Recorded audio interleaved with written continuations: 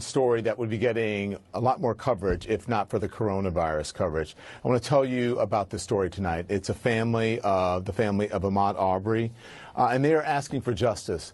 More than 2 months after the 25-year-old was shot and killed in Satilla Shores, in the Satilla Shores neighborhood in Brunswick, Georgia, no one has been charged and no arrests have been made. On February 23rd, Arbery was running through the neighborhood when he passed Gregory McMichael. According to police, McMichael said he thought Arbery looked like the suspect in a series of recent break-ins in the area.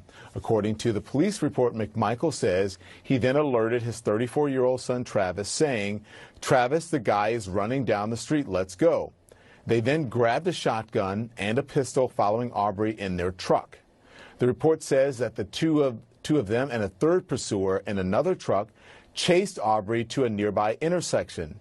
When they caught up to him, McMichael told police they called out to Arbery, quote, "Stop, stop, we want to talk to you."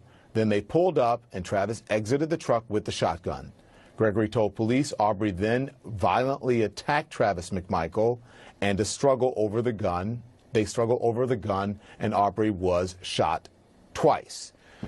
Two district attorneys have recused themselves from the case over possible conflicts of interest, but not before one of the prosecutors wrote that Travis acted out of self-defense and that their actions fell within the state's citizens arrest laws. Joining me now to discuss is Ahmaud's mother, Wanda Cooper, and the attorney for the family, Lee Merritt. Again, these are citizens, these are not police officers who acted in this manner. Wanda, thank you so much for joining us. I'm so sorry for this heartbreaking loss. How are you doing? Thank you, and thank you for having me. How are you holding up? I have my moments. I have my days, and I have my sleepless nights.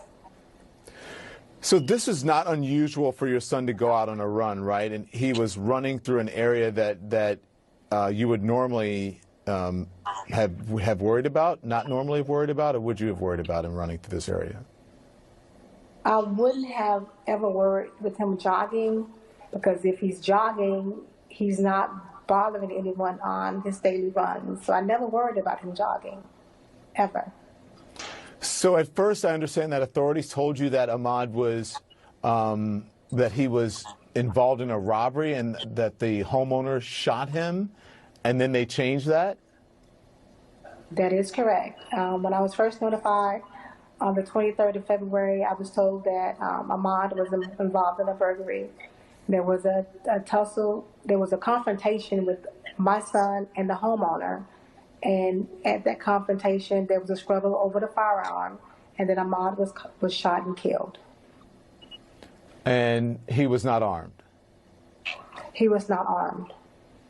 No arrests have been made, but one of the men involved is Gregory McMichael, a former police officer and an investigator, and his son Travis is also involved, and that slowed down the whole investigation because there's also so many people with conflicts of interest who used to work with McMichael. I know it's a convoluted story, but they have connections with the police department and with authorities in the town. That is correct. Okay. So let me bring Lee in to help clear this up. Lee, defenders of McMichael, the McMichaels, who the family is involved, who chased Arbery, Mr. Arbery, they have pointed to a shoplifting conviction in Ahmaud's past, and Ahmaud was allegedly seen at a house under construction nearby, leading a neighbor to call 911 apparently moments before this all happened. So how do you respond to that? What does this have to do with what happened? Well, the decision to rely on the citizens arrest statute is really a recent invention. Prior to that, they just simply said it was self-defense. But now that they're saying that they were trying to stop a crime, according to that law, you actually have to be observing a crime or be in the immediate knowledge of the crime. The only thing that they have ever said is, as you pointed out, that Ahmaud stopped by a house that was under construction and he looked through the window. We don't know if that happened or not, but even if that did happen, that is not a felony that would invoke the citizens arrest statute that would make this allowable. And the reference to these alleged conduct from high school or shoplifting is absurd. It has nothing to do with his murder. So if you see someone running down the street and you jump in your truck and you tell someone to go get your gun and you jump in your truck, what business is it of yours? Why not just call the cops and say, I think I saw someone involved in a robbery, and tell them where they are and let the cops handle it? That's exactly what we expect them to do. That's exactly what the law requires them to do. At best, they have the authority to follow Ahmaud and send law enforcement to their location. But if you listen closely to the 911 calls, the emergency call taker was asking the entire time, what is he doing that is of criminal concern? And they didn't get any answer for that. They said he's a black man running down our road. And you said there, quickly, before we have to go, you said there are 3 suspects in this case? That's right. There is a Brian Williams who is not mentioned, along with McMichael, Gregory McMichael, and Travis McMichael.